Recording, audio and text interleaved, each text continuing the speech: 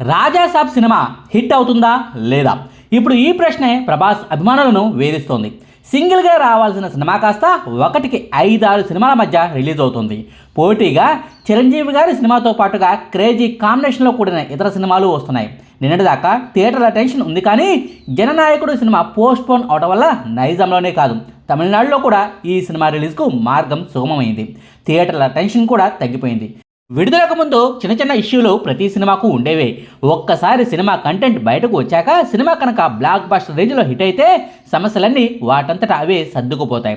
Theatre లేవు అన్న వాళ్ళే మీ సినిమాను మా థియేటర్లో వేసుకుంటామంటూ రిక్వెస్ట్లు పంపిస్తూ ఉంటారు. సో రాజాసాబ్ సినిమా ఫ్యూచర్ ఏంటన్నది గురువారం అర్ధరాత్రిలోపు తేలిపోతుంది.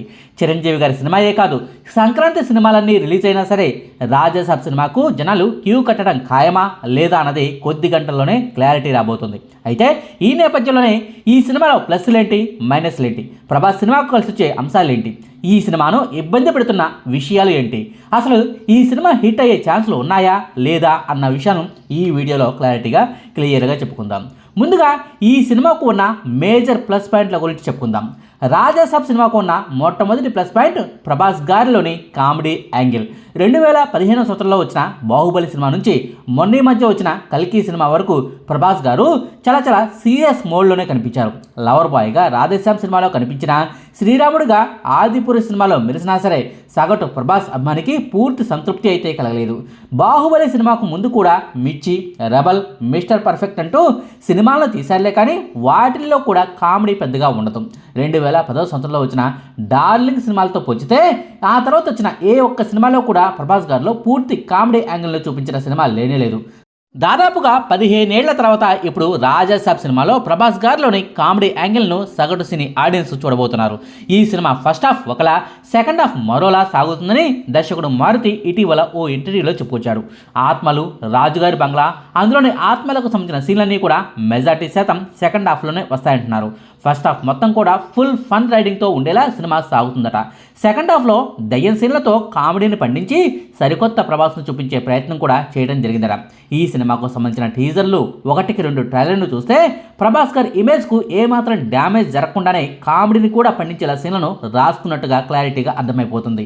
ఆయనకు ఉన్న మాస్ ఫ్యాన్స్ను ఫైట్లు, ఎలివేషన్ల సీన్ల ద్వారా ఓవైపు సాటిస్ఫై చేస్తూనే తాతయ్య ఆత్మకు భయపడుతున్నట్టుగా ట్రైలర్లో చూపిస్తున్న సీన్లను చూస్తుంటే ఈ రాజాసాబ్ సినిమాలో యాక్షన్ ప్లస్ కామెడీ రెండూ కూడా బాగానే వర్కౌట్ అయ్యాయని తెలుస్తోంది. క్రింజ్ కామెడీ కాకుండా సిచ్యుయేషనల్ కామెడీ కనుక ఈ సినిమాలో కనిపిస్తే ఇతర సినిమాల్లో ఉన్న కామెడీ సీన్ల కంటే కూడా ఈ రాజాసాబ్ సినిమాలో కామెడీ సీన్లే బాగుంటే కనుక, రియలిస్టిక్గా ఉంటే కనుక ఖచ్చితంగా రాజాసాబ్ సినిమా వర్కౌట్ అవుతుంది. కామెడీ విషయంలో రాజాసాబ్ సినిమాకు మిగిలిన అన్ని సినిమాల కంటే కూడా ఓ అడ్వాంటేజ్ ఉంది. మనశంకర వరప్రసాద్ గారు కానివ్వండి, భర్త మహాశైలకు విజ్ఞప్తి, నారీ నారీ నడుమ మురారి సినిమాల్లో కామెడీ సీన్ల కోసం కష్టపడాలి. డైలాగుల ద్వారా ఆ సినిమాల్లో కామెడీని క్రియేట్ చేయాలి. సరైన సీన్లు రాసుకోవాలి. అవి కూడా జనాలకు కనెక్ట్ అవ్వాలి. అయితే ఈ రాజాసాబ్ సినిమా విషయంలో ఉన్న అడ్వాంటేజ్ ఏంటంటే డైలాగులు లేకున్నా సరే ఈ సినిమాలో కామెడీని పండించవచ్చు. పెద్దగా రైటింగ్ అవసరం లేకుండానే సిచ్యుయేషనల్ కామెడీ క్రియేట్ అవ్వడానికి ఈ సినిమాలో స్కోప్ ఉంది. దయ్యాలు, ఆత్మలు వీళ్లను టార్గెట్ చేసినప్పుడు రాజమహల్లోకి వెళ్ళిన ప్రభాస్ గ్యాంగ్ భయంతో వణిగిపోవటం, తాత వచ్చారా అంటూ ప్రభాస్ గ్యాంగ్ పరుగులు తీయటం వంటి అన్నీ కూడా ఈ రాజాసాబ్ సినిమాలో సిచ్యుయేషనల్గా వచ్చే కామెడీ సీన్లే. వీటిని కనుక కరెక్ట్గా తెరకెక్కించగలిగితే రాజాసాబ్ సినిమా ఖచ్చితంగా హిట్ అయి తీరుతుంది. ఇక రాజాసాబ్ సినిమా విషయంలో ఉన్న రెండో ప్లస్ పాయింట్ సరికొత్త జోనర్ను ప్రభాస్ గారు ఎంచుకోవడం. ఈ సంక్రాంతికి వస్తున్న మిగిలిన సినిమాల్లో అన్నీ కూడా ఫ్యామిలీ ఆడియన్స్ను టార్గెట్గా చేసుకున్న సినిమాలే. ఒక్క రాజాసాబ్ సినిమా మాత్రమే horror plus comedy plus fantasy జోనర్లో వస్తున్న సినిమా. నిజానికి దయ్యాలు, భూతాలు అంటూ సినిమాలు తీస్తే ఫ్యామిలీ ఆడియన్స్ పెద్దగా కనెక్ట్ అవ్వరు అన్నది వాస్తవం. కాకపోతే కేవలం హర్రర్ సినిమాలకు మాత్రమే ఫ్యామిలీ ఆడియన్స్ దూరంగా ఉంటుంటారు. హర్రర్ ప్లస్ కామెడీ జోనర్లో కనుక సినిమా వస్తే ఫ్యామిలీ ఆడియన్స్ కూడా థియేటర్ల వద్దకు క్యూ కడుతున్నారు. చిన్న సినిమాలైనా సరే రాజుగారి గది, ప్రేమ కథా చిత్రం సినిమాలు హిట్ అవ్వలేదంటారా?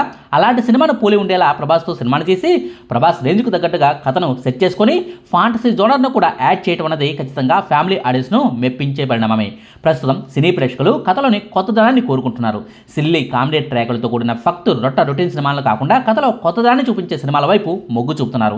రాజాసాబ్ సినిమాలో డిఫరెంట్ జోనర్స్ కలిగి ఉండడం వల్ల ఎక్కువ మంది సినీ ఆడియన్స్ను ఆకట్టుకునే ఛాన్స్ ఉంది. సంక్రాంతి సీజన్ కాబట్టి పర్లేదు బాగానే ఉంది అనే టాక్ వచ్చినా చాలు రాజాసాబ్ సినిమాకు జనాలు క్యూ కట్టేస్తారు. నార్మల్ టాక్ కాకుండా సూపర్ హిట్ టాక్ వస్తే కనుక రాజాసాబ్ సినిమా కలెక్షన్లను తెలుగు రాష్ట్రాల్లో అడ్డుకోవడం ఎవరి తరమూ కాదు. ఇక ఈ రాజాసాబ్ సినిమాకు మూడో plus point VFX technical work. సంక్రాంతికి విడుదలవుతున్న 5 తెలుగు సినిమాల్లో విఎఫ్ఎక్స్, గ్రాఫిక్స్ వంటి టెక్నికల్ హంగులను ఎక్కువగా కలిగి ఉన్న ఏకైక సినిమా రాజాసాబ్ మాత్రమే.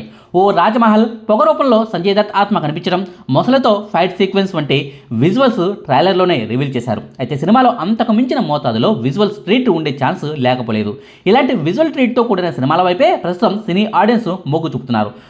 రొటీన్ సినిమాలు కాకుండా కాస్త డిఫరెంట్ జోనర్తో కూడిన విజువల్ సినిమాల వైపే ఎక్కువగా జనాలు మొగ్గు చూపుతున్నారు. అందుకే ఇటీవల వస్తున్న మెజారిటీ తెలుగు సినిమాల్లో ఏదో ఒక యాంగిల్లో డివోషనల్ టచ్ను బలవంతంగా చూపిస్తున్నారు. ఏదో ఒక కొత్త ప్రపంచాన్ని క్రియేట్ చేస్తున్నారు. రొటీన్ కథలను జనాలు ఇష్టపడడం లేదనే గతంలోకి వెళ్ళి మరీ 70s, 80sలకు సంబంధించిన నేపథ్యంలో కథలను తీసుకొస్తున్నారు.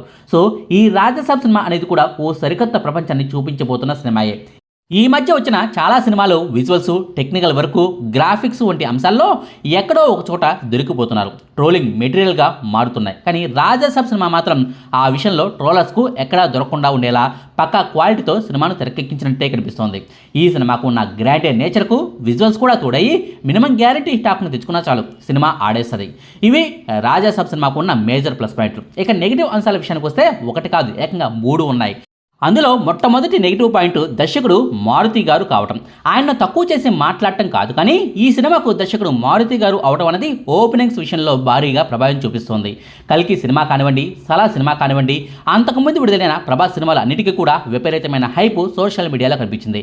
స్టార్ డైరెక్టర్లతో ప్రభాస్ గారు వర్క్ చేస్తూ ఉండే బజ్ వేరు, హిట్ దర్శకులతో సినిమాను తీస్తే ఉండే బజ్ వేరు. వరుస ఫ్లాపుల్లో ఉన్న మారుతి వంటి దర్శకుడితో ప్రభాస్ గారు జతకట్టడం అనేది సినిమాకు హైప్ను లేకుండా చేసింది. సినిమా విడుదలయ్యాక హిట్ టాక్ వస్తే ఈ సమస్య నుంచి సినిమా బయటపడిపోతుందిలే, కానీ విడుదలకు ముందే విపరీతమైన హైప్ ఉంటే కనుక ఓపెనింగ్స్కు, కలెక్షన్లకు ఉపయోగపడేది. పాన్ ఇండియా లెవెల్లో అందరికీ తెలిసిన డైరెక్టర్తో సినిమాను కనుక తీసి ఉంటే బాలీవుడ్లో కూడా ఈ సినిమాపై క్యూరియాసిటీ ఉండేది. పాన్ ఇండియా లెవెల్లో అన్ని ప్రాంతాల జనాలు కూడా ఈ సినిమా పట్ల ఇంట్రెస్ట్ను చూపించి ఉండేవారు. ఈ సినిమాకు మారుతి గారు దర్శకుడు కావటం వల్ల తెలుగు రాష్ట్రాల్లో కూడా ప్రభాస్ సినిమాలకు ఉండాల్సినంత రేంజ్లో బజ్ లేకుండా పోయిందన్నది వాస్తవం. మొన్నటి వరకు ప్రభాస్ అభిమానులు కూడా ఈ సినిమాను పట్టించుకోలేదన్నది కూడా పచ్చి నిజం. సెకండ్ ట్రైలర్ రిలీజ్ అయ్యాకే ఈ సినిమాపై అంచనాలు పెరిగాయి. ఇక ఈ రాజాసాబ్ సినిమాకు రెండో మైనస్ పాయింట్ పాటలు. జనాల్లోకి క్యాచీగా వెళ్ళగలిగేలా ఒక్క పాట కూడా రాజాసాబ్ సినిమాలో లేకపోవడం అనేది మరో మేజర్ మైనస్ పాయింట్. చిరంజీవి గారి సినిమాలో 1-2 పాటలు జనాల్లోకి బాగా వెళ్ళాయి. ఆ రేంజ్ పాటలు ఒక్కటంటే ఒక్కటి కూడా ఈ రాజాసాబ్ సినిమాలో లేకపోవడం శోచనీయం. తమన్ గారు బీజిఎంను బాగానే కొడుతుంటారులే, కానీ పాటల విషయంలో మాత్రం ఈ సినిమాకు లోటు కనిపిస్తుంది. ఇక ఈ సినిమాకు సంబంధించిన మూడో మైనస్ పాయింట్ మారుతి గారు చేసిన కొన్ని వ్యాఖ్యలు. ప్రభాస్ గారిని మిడ్ రేంజ్ హీరో అన్నాడన్న పాయింట్ గురించి కాసేపు పక్కన పెట్టేయండి. అది సినిమాకు పెద్దగా నష్టం చేసేది కాదు. కానీ సినిమాలో ప్రభాస్ గారికి బదులుగా చాలా సన్నివేశాల్లో డూప్ను వాడాము అని ప్రత్యక్షంగా బహిరంగంగా మారుతి గారు ఒప్పుకోవటం అన్నది ఆయన చేసిన అతిపెద్ద బ్లండర్ మిస్టేక్. మా సినిమాల్లో ఒరిజినల్ లొకేషన్లనే వాడాము, స్టంట్స్లో కూడా డూప్లను వాడలేదు, 100% హీరోయే అన్ని సీన్లను నటించాడు అంటూ మిరాయి సినిమా టీం వెరైటీగా ప్రమోషన్స్ చేసుకున్న విషయం గుర్తుందా? సినిమాకు వస్తున్నామంటే హీరోను చూడడానికి వస్తున్నారు, హీరో యాక్టింగ్ను చూడడానికి అభిమానులు వస్తున్నారు, అంతేకాదు డూప్ను చూడడానికి కాదు కదా. మేము చాలా సీన్లను డూప్తోనే తీసేసాం అని ఏ డైరెక్టర్ కూడా బయటకు చెప్పుకోడు. ఈ మారుతి గారు ఎందుకలా చెప్పారో కానీ సినిమా తేడా కొడితే మాత్రం మారుతి గారిని ప్రభాస్ అభిమానులు సోషల్ మీడియాలో ఓ ఆట ఆడుకుంటారు. అంతేకాదు సినిమా జోనర్ గురించి కూడా ఆయన చాలా కన్ఫ్యూజింగ్ స్టేట్మెంట్స్ను ఇస్తూ ఉన్నారు. కాసేపు హర్రర్ కామెడీ జోనర్ అంటారు, ఇంకాసేపు హర్రర్ కామెడీ జోనర్ కాదంటారు, నాయనమ్మ సెంటిమెంట్తో కూడిన ఫ్యామిలీ సినిమా అంటారు, ఇంకాసేపు ఫ్యాంటసీ జోనర్ అంటారు. అసలు సినిమా ఏ జోనర్లో తెరకెక్కిందో కూడా ఆడియన్స్కు కరెక్ట్గా చెప్పలేక కన్ఫ్యూజ్ అవుతున్నారు. అంతేకాదు మొదట ప్రభాస్ గారికి చెప్పిన కథ వేరే అని, ఆ తర్వాత ప్రభాస్ ఇమేజ్ పెరుగుతూ పోతుంటే కథను మార్చుకుంటూ పోవాల్సి వచ్చిందంటూ కథను పదే మార్చామన్న విషయాన్ని కూడా పరోక్షంగా ఒప్పుకుంటున్నారు. ఇలా పదే కథను మార్చుకుంటూ పోయిన సినిమాలు, పదే వాయిదా పడుతూ వచ్చిన సినిమాలు హిట్ అయిన చరిత్ర తెలుగు సినీ ఇండస్ట్రీలోనే లేదు. సో చెప్పాల్సిన విషయాన్ని సూటిగా చెప్పకుండా కన్ఫ్యూజింగ్ స్టేట్మెంట్లను ఇవ్వటం అనేది మారుతి గారు చేసిన బ్లండర్ మిస్టేక్. ఈ సినిమాకు సెకండ్ ట్రైలర్ వల్ల ఎంత ప్లస్ అయితే జరిగిందో ఏ రేంజ్ హైప్ అయితే వచ్చిందో మారుతి గారి ఇంటర్వ్యూల వల్ల దాదాపుగా అదే స్థాయిలో డ్యామేజ్ కూడా జరుగుతోంది. సినిమా రిలీజ్ అయ్యే వరకు మారుతిని ఓ గదిలో పెట్టి తాళం వేయాలంటూ ప్రభాస్ అబ్బాయిలే ఫైర్ అవుతున్న పరిస్థితి ఉందంటే ఆయన ఏ రేంజ్లో ట్రోలింగ్ మెటీరియల్ను ఇస్తున్నారో అర్థం చేసుకోవచ్చు.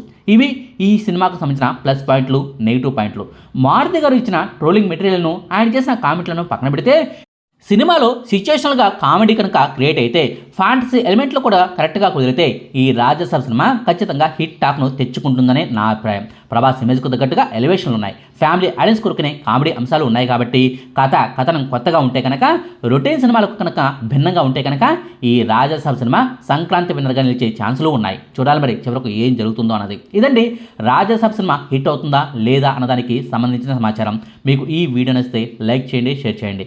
మరిన్ని ఆసక్తికరమైన వీడియోల కోసం మా కొత్త ముచ్చట ఛానల్ను సబ్స్క్రైబ్ చేయడం మాత్రం మర్చిపోకండి. Thank you.